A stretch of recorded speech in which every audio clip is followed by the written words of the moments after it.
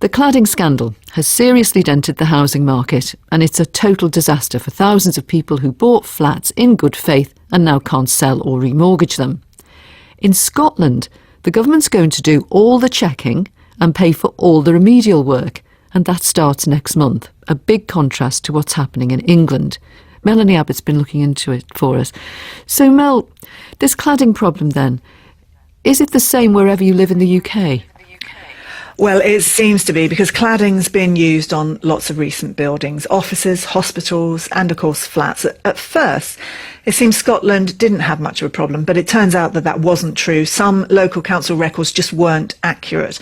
Now, the Scottish Government's organising its own assessments, as you said, and it will pay for any work needed according to the risk. And it estimates there are 774 high-rise buildings, and that equates to just over 46,000 flats. What happens in England? In England, building owners have to organise these assessments, and they usually claw back the cost of them from the leaseholders who bought the flats. And then you apply for money from a pot called the Building Safety Fund, which was set up to pay for the cladding to be removed, set up by the government. All of this does take a long time. Not everyone's eligible. Campaigners and some MPs from all parties say it's all a bit of a mess. How can the Scottish Government then afford to just pay for it all?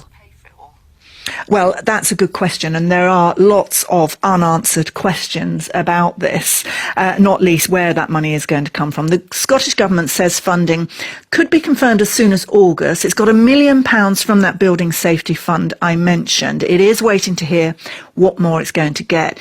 The other big question is how long all of this will take. Dangerous ACM cladding caused the Grenfell fire, of course, and that was 4 years ago now.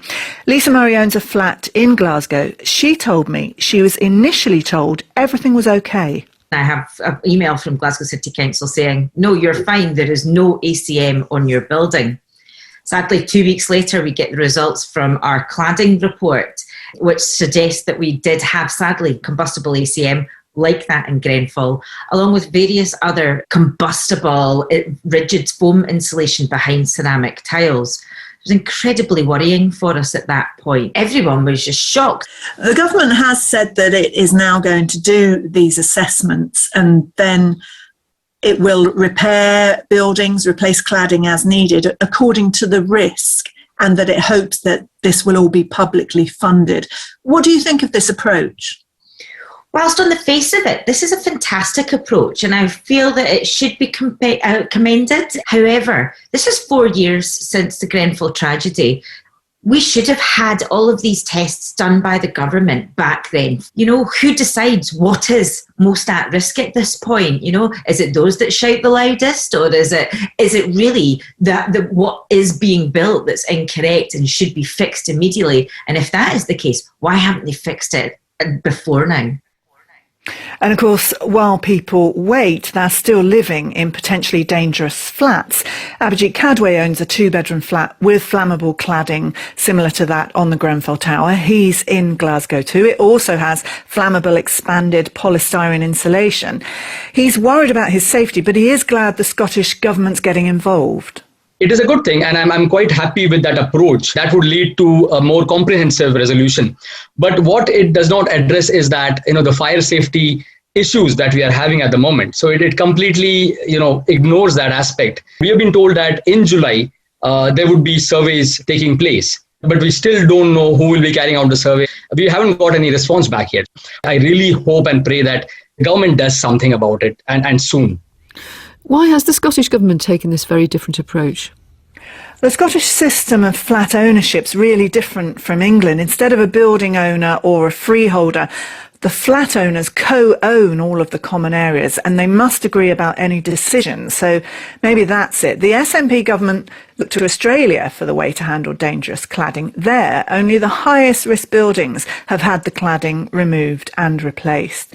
Chris Ashurst, he represented flat owners on a Scottish government task force, and he told me he thinks what they're going to do now is best.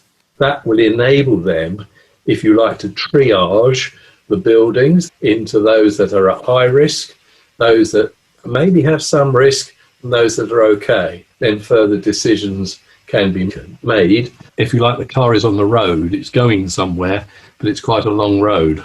Is this a better system than what's happening in England, with people just applying individually to the Building Safety Fund? Personally, I think it is. And the idea at the end of the day is that that will provide for every building in Scotland a home certificate. When you move into a new house, you will have a certificate saying this is how it's been built, this is how it is safe. Big issue was to discover the size of the problem and then work on the costs.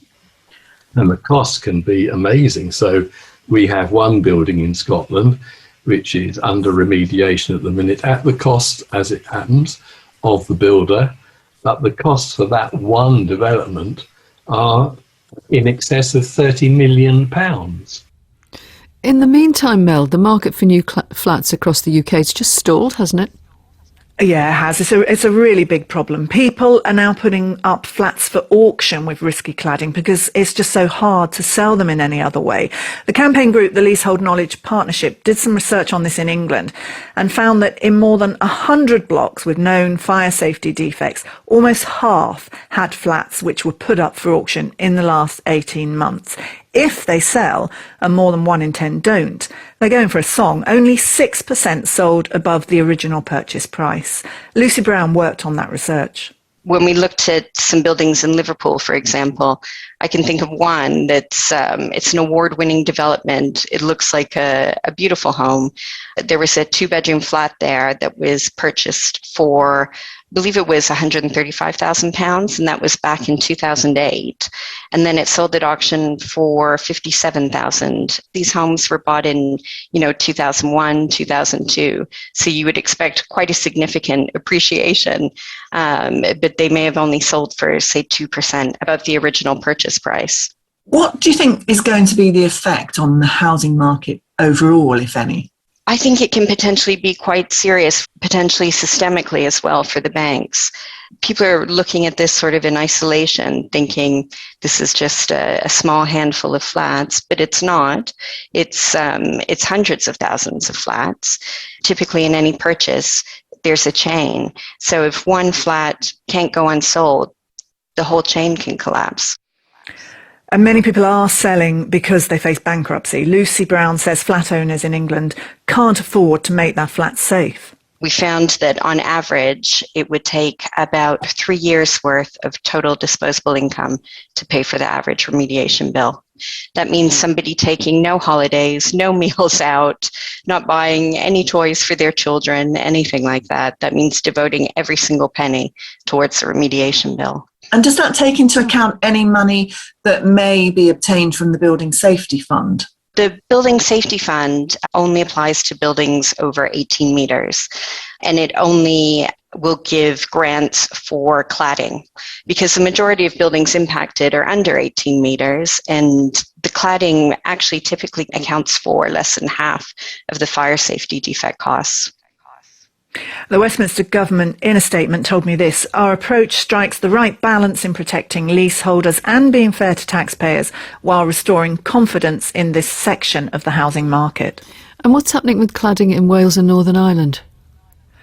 Well, in Wales, they've set aside £42 million of public money for cladding and other defects, and they expect at least some of this to come from the Westminster pot. Wales plans to set up a building inspection team in the autumn and then announce how the money is going to be spent. Northern Ireland hopes the problem's not so bad there. They've so far found no public housing blocks which have ACM cladding. Melanie Abbott, thank you.